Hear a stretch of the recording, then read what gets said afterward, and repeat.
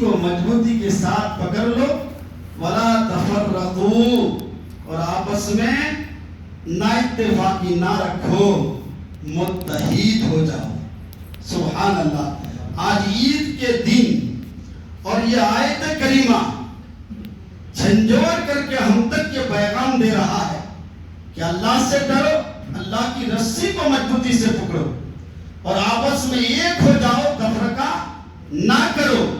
جب متحد ہو جاؤ گے، جب اتحاد کے ساتھ رہو گے، تو اللہ تبارک و تعالی الحمدللہ اپنے فضل و کرم سے وہ طاقت ہے، وہ پاور آپ کو عطا فرماتا ہے۔ جیسا میں نے ابھی کہا ہے کہ جب مومن آواز دینا شروع کرے تو مصر فتح ہو جائے، ایسی آواز ہونی چاہیے۔ محترم حضرات، اسلام is religion of peace, by peace and to let others live in peace۔ ہم ہر ایک کو یہ پیغام دیتے ہیں کہ محمد رسول اللہ کا کلمہ پڑھنے والا، خدا کی بارگاہ میں جھکنے والا مسلمان مومن ہمیشہ اتحاد کی بات کرتے ہیں، ہمیشہ محبت کی بات کرتے ہیں، ہمیشہ سلجھانے کی بات کرتے ہیں۔ اس لیے اللہ تبارک و تعالیٰ نے مومنوں کی زبان میں وہ طاقت عطا فرمائی ہے کہ اگر وہ کسی بیمار کے لیے دعا کرے تو اللہ انہیں شفا عطا فرماتا ہے۔ اس لیے ہمارے نوجوانوں سے گزارش ہے کہ اپنے آپ کو بہتر بنانے کی کوشش کرو۔ کس طرح بہتر بناؤ گے؟ جس نبی کا کلمہ آپ پڑھتے ہو، اس نبی صلی اللہ تعالی علیہ وسلم کے اخلاق مبارکہ کو دیکھو، میرے آقا صلی اللہ تعالی علیہ وسلم کی سیرت مبارکہ کو دیکھو۔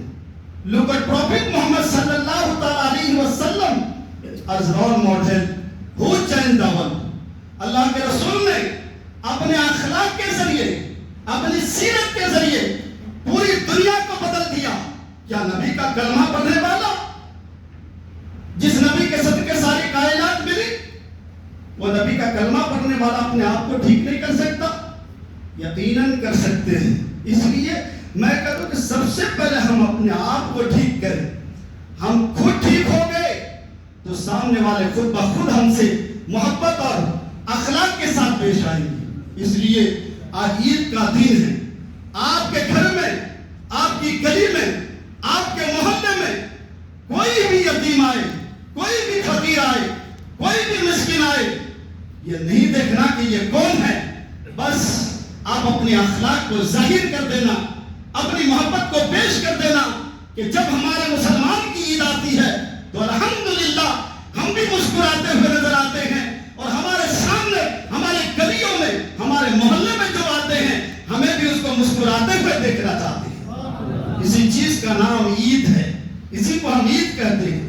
اور لوگوں کو بتا دینا، جو لوگ کہتے ہیں کہ اسلام کو بدنام کرنے کی کوشش کرتے ہیں، انہیں کہہ دینا God does not like violence but God like peace۔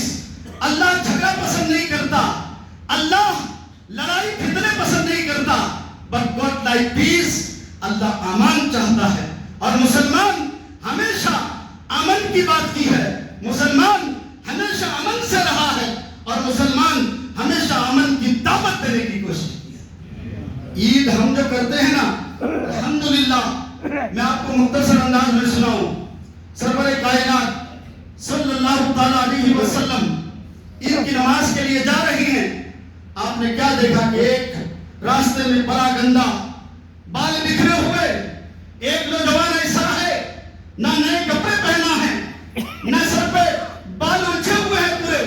اللہ کے نبی نے جب دیکھا کہ عید کا معنی کیا ہے، خود خوش ہونا، سامنے والوں کو خوش کرنا، عید کا مطلب کیا ہے، خود مسکرانا، دوسروں کے چہرے میں بھی مسکراتے دیکھنا، عید کا مطلب کیا ہے کہ خود بھی جو ہے مسکراتے رہے، اپنے رشتہ داروں کو بھی مسکراتے ہوئے دیکھے۔ اللہ کے نبی نے جب دیکھا کہ اس طرح سے ایک لڑکا راستے میں پراگندہ ہے، آپ قریب ہوئے، کہا کہ معاملہ کیا ہے، تم عید کی نماز کے لیے کیوں نہیں جا رہے ہو؟ پورے لوگ جو ہے عید کی نماز کے لیے جا رہے ہیں، مسرتیں بانٹ رہے ہیں، خوشی کے ساتھ جانے بانٹے جا رہی ہیں، ہر ایک کے چہرے میں مسکراتے ہیں، مگر تمہارا حال کیوں ہے؟ حالانکہ اللہ کے پیارے نبی جانتے ہیں وہ غیب کا نبی ہے، اور کوئی غیب کیا تم سے نہا ہو بھلا، جب نہ خدا ہی چھپا تم پہ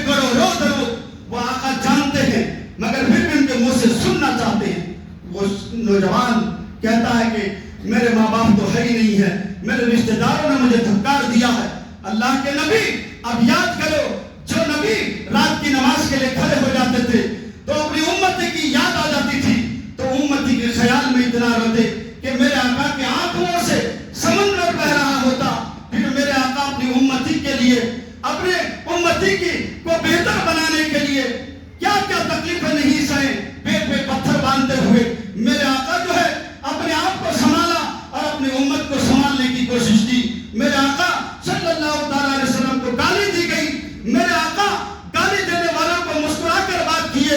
اور الحمدللہ وقت ایسا تھا عرب کے سرزمین پر ہر طرف تاریخی نظر آ رہی تھی, عرب کی سرزمین پر ہر طرح جو ہے اندھیری نظر آ رہی تھی. اللہ اکبر, میرے آقا صلی اللہ تعالی علیہ وسلم نے ایسا حسن مبارک پیش کیا, میرے آقا نے ایسی سیرت پیش کی کہ الحمدللہ میرے آقا تنہا چلے تھے مگر چلتے چلتے چلتے چلتے ایک کارواں بنتا گیا. الحمدللہ عرب کی سرزمین سے لے کر اسلام کا پیغام پوری دنیا میں پھیلنے لگا. اور آج اسلام کا وہ کون سا کونا ہے جہاں اسلام کا انقلاب نہیں ہو رہا ہے, جہاں اسلام کی خوشبو نہیں مہک رہی ہے, جہاں اسلام کا پیغام نہیں پہنچ رہا ہے. اللہ کے پیارے نبی سرور کائنات صلی اللہ علیہ وسلم نے کہا گھبرانے کی بات نہیں. کیا تو اس بات کو پسند کرتا ہے کہ فاطمہ تیری بہن ہو جائے, عائشہ تیری ماں ہو جائے؟ اللہ اکبر, اتنا سننا تھا کہ وہ خوش ہو جاتا ہے.